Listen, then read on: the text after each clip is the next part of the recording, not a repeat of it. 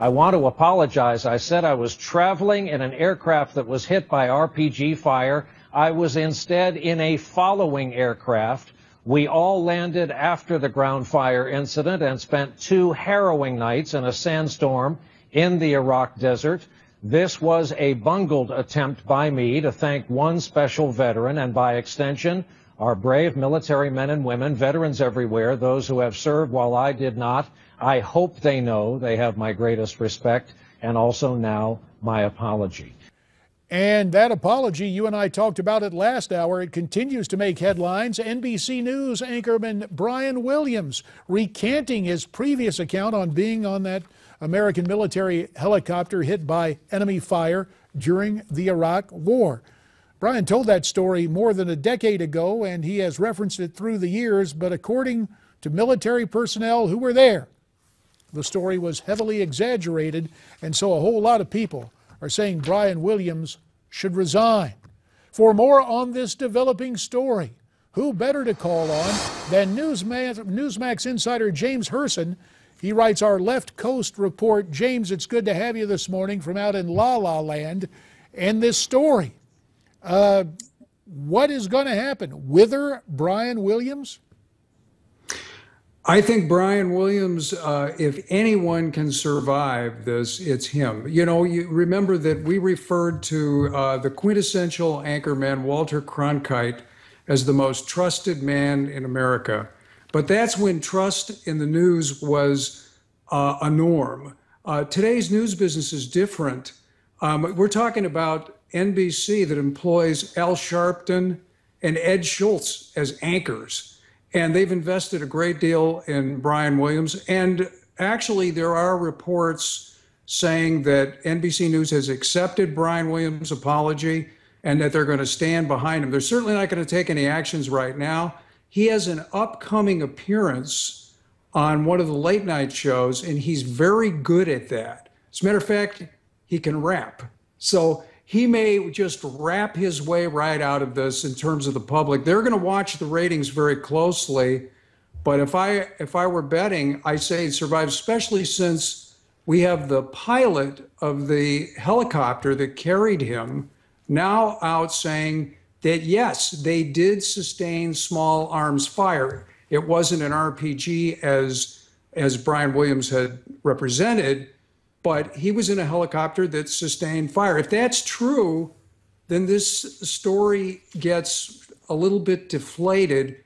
And it's fascinating, JD, to see the coverage, because there wasn't this kind of hysteria when Dan Rather used forged documents in a newscast. Yeah, because that was against George W. Bush. With Hillary Clinton. Yeah. It's a whole different thing. In the minute 30 that remains, want to take a look at some public reaction, because certainly Brian Williams has become a subject for ridicule. Whole bunch of folks going to Twitter creating memes about Brian Williams with their own hashtag. Brian Williams misremembers. You see him at the I Have a Dream speech, and there he is live from the moon. You know, becoming, well, look, getting the 10 Commandments. I mean, is there a situation now where he has faced ridicule, so an appearance on a late night show with Jimmy Fallon allows him to engage in self-deprecating humor, and that's the way he beats the rap instead of engaging in rap? 45 seconds to answer. Yeah, Brian Williams is a consummate comedian. He actually could make a living as a stand-up comic, and he'll do exactly what you suggest. And you're right, the hashtag, the social media has been brutal. It stained his reputation. It stained NBC News, but NBC News was already stained. By the way, they also, on the hashtag, report that Brian Williams helped to form the Beatles. That was another one of the stories, besides reporting from the moon, starting the civil rights movement. So they're having a lot of fun with Brian Williams right now, but the public expectation of a news anchor has changed. I think he can survive. Fair enough. James, we want you to stay right there. When we come back, we're familiar with Hollywood promoting movies through toys for kids, but how about adult toys for a certain adult-themed motion picture? That and more when we come back.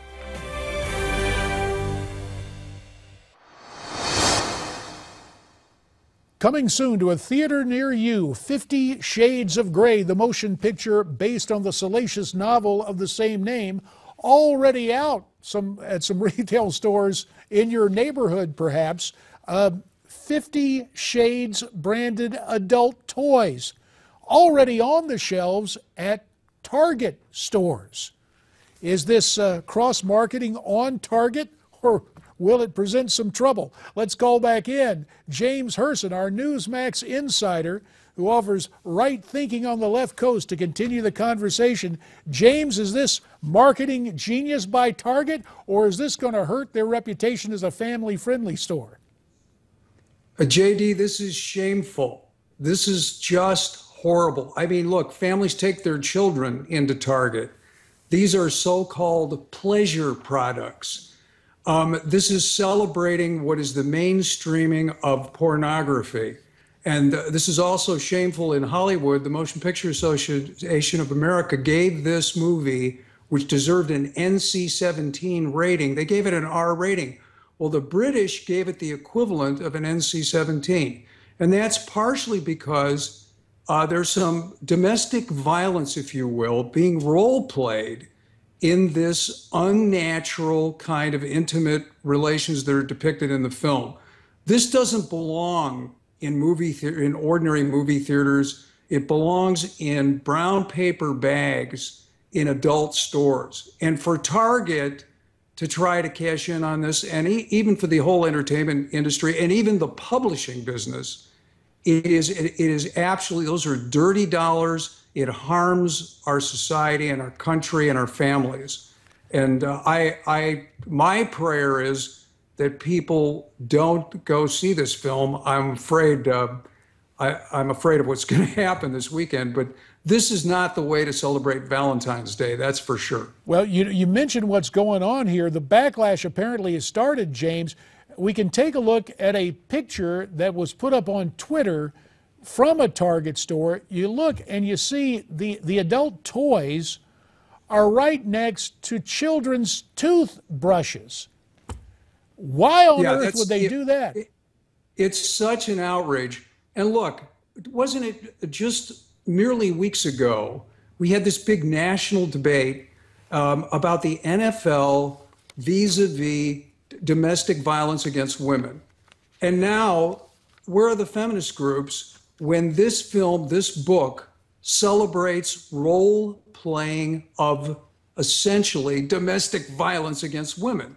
This is a sad moment in the American culture, and especially sad for Target. There's already some protests and petitions being launched, some by religious groups and others by groups against domestic violence. And hopefully they'll take some, get some traction and make Target the target.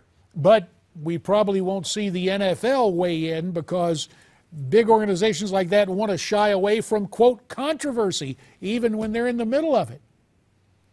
Well, what I'm saying is it's kind of a double standard. Oh, sure. No, I understand that. I'm just thinking, I don't think, let me try it this way. Would it be a public relations coup? Should the commissioner and the NFL come out against the movie? I know they won't, because we're talking big money in Hollywood. But it would be a moment for the NFL to really stand up, would it not? Oh, absolutely. I mean, I think it's a moment for anyone with common sense and any institution with common sense to stand up and say against this movie. And I would hope that the executives at Target, who are not in the pornography business or adult toy business, look at that picture that you posted that's up on the internet and protect the children who go into Target from this. And we will have to leave it right there. James Hirsen, we do appreciate your time. Obviously, there are other issues that are on the cutting edge of pop culture, popular entertainment, and public policy, and we'll have you back real soon, like probably next week, to talk about some of these things as you Skype in from Los Angeles and keep an eye on Hollywood. Thank you so much, sir. That is going to do it for our Friday edition of America's Forum. Now, keep in mind that in mere seconds, Ed Berliner will be here with Midpoint at high noon. See you back Monday, 9 in the East, 6 in the West. Stay brave, stay free, stay tuned.